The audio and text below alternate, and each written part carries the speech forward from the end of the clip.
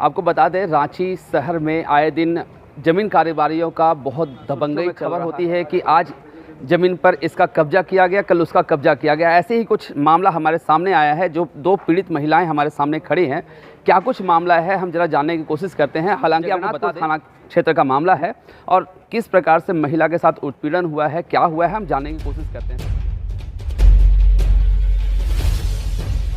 आप ये बताएं कि आपके साथ क्या घटना घटी है और किस प्रकार घटी है, तो संक्षेप में बताएं। घटना तो अभी हम लोगों का जो 10 डिसमिल ज़मीन है, जिस पे 3 डिसमिल ज़मीन पे जुबैर आलम का कब्जा है, मतलब ज़बरदस्ती वो निर्माण कार्य कराने का कोशिश कर रहा है।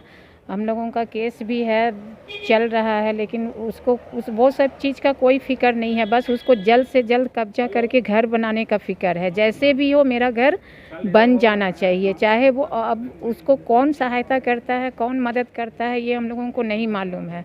लेकिन जब हम लोग अपने क्षमा चाहेंगे, ये बोलिए हमारे दर्शकों को ये बताइए कि आप कहाँ पर रहती हैं और कहाँ का मामला है? हाँ, ये कचनाव टोली का मामला है, जगन्नाथपुर थाना पड़ता है।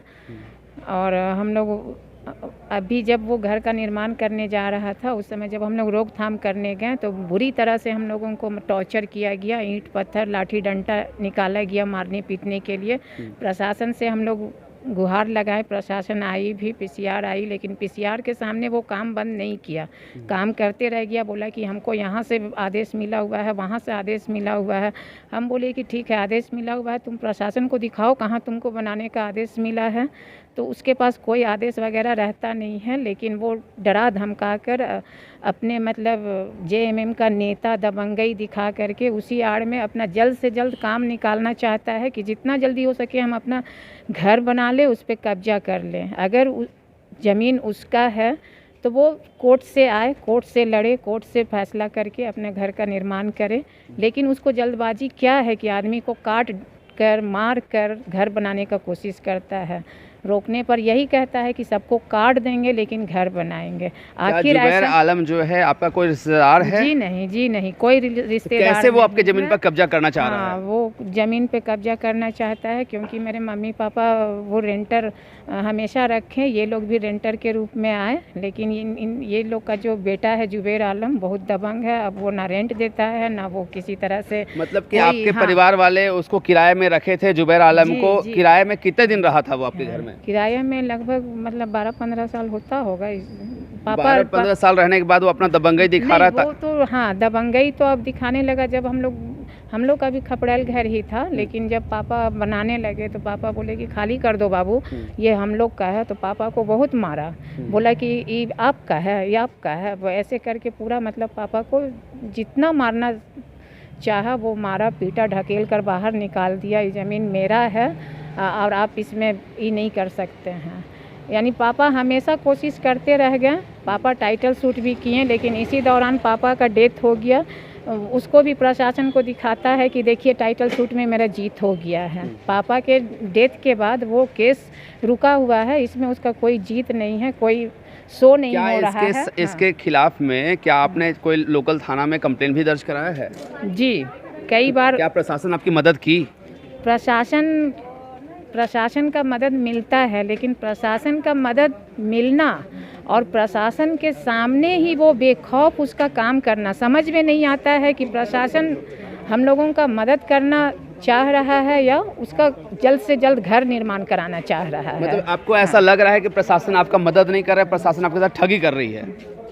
अब हम लोग को तो वैसे ही लगेगा, क्योंकि हम लोग तो मजाक बन के रह गए हैं। हम लोगों के लिए तो सब चीज़ मजाक है। हम प्रशासन के पास जा रहे हैं, प्रशासन के सामने जब वो बेखौफ होकर घर बनाता है, जब वो काट डालने का धमकी देता है, जब वो लोहा रड निकाल करके सामने वहाँ पर सब कुछ मारने के लिए तैयार रहता है, तो ऐसे में हम लोग क्या सोच सकते हैं। प्रशासन से हम यही कहेंगे कि प्रशासन हम लोगों का मदद करे, हम लोगों का हिफाजत करे। और जो वीडियो में दिखाया जा रहा है, जो सरेआम सारे लोग देख रहे हैं कि वो काट डालने का धमकी दे रहा है, तो उस पर एक्शन लिया जाए, उसको जल्द से जल्द कार्रवाई किया जाए और हम लोगों को सुरक्षा दिया जाए। मतलब आप प्रशासन से ये मांग कर रहे हैं कि आपको सुरक्षा मिले, जैसा कि हम देख पा रहे हैं कि आप लोग दोनों मास्क लगा के खड़े हैं, कहीं आपको ऐसा भय तो नहीं है कि कहीं वो रास्ता मिले, वो मारे पीटे? जी जी, भय तो हमेशा 24 घंटा रहता है। भय तो बच्चों को भी है, हम लोगों को भी है। हम लोग रात भर सोते नहीं हैं। हम लोगों के साथ ऐसा टॉर्चर किया जा रहा है ना, जो हम लोग बता भी नहीं सकते हैं। हम लोग 24 घंटा डर के साए में जीते हैं। ना हम लोगों का खाने पीने का सूद है, ना रहने सहने का सूद है। बस एनी टाइम यही लगा रहता है कि ये लड़का कब क्या करेगा। अभी हमारे साथ एक और महिला हैं जो जानने की कोशिश करते हैं कि क्या कुछ इन्हें किस प्रकार से प्रशासन से मदद मिल रहा है या नहीं मिल रहा है। आप ये बताएं कि आपने कंप्लेन कहाँ कहाँ दिया है अभी तक?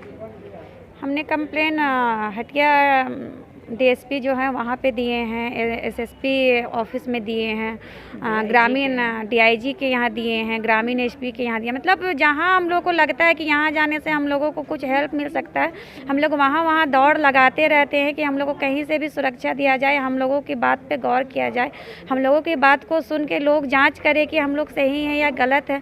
बात रह गया कि हम लोग जो भी है ज़मीनी विवाद अपने जगह पे है, वो एज ए कोर्ट चल रहा है, लेकिन जुबेर आलम जो कि अपने आप को जेएमएम नेता का कार्यकर्ता कहता है, वो किसी तरह दबंगई से उस पर कब्जा करना चाहता है। हम लोग जाते हैं तो हम लोगों के साथ मारपीट, गाली गलौज, अपशब्द बोलना, मतलब इस तरह से मतलब वो बात करता है कि जैसे हम लोग कोई नॉर्मल इंसान नहीं है, कुछ और ही हैं।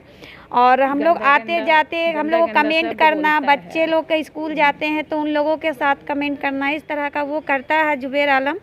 और सबसे पहली बात कि उसके गाड़ी में जेएमएम का झंडा लगा हुआ है, ब्लैक शीशा लगा हुआ है। वो किस तरह से प्रशासन, उसका गाड़ी देख के भी हम लोग को डर लगता है। हमारे बच्चे तो उसे गाड़ी आने से घर घुस जाते हैं, हम लोग का ये कंडीशन है।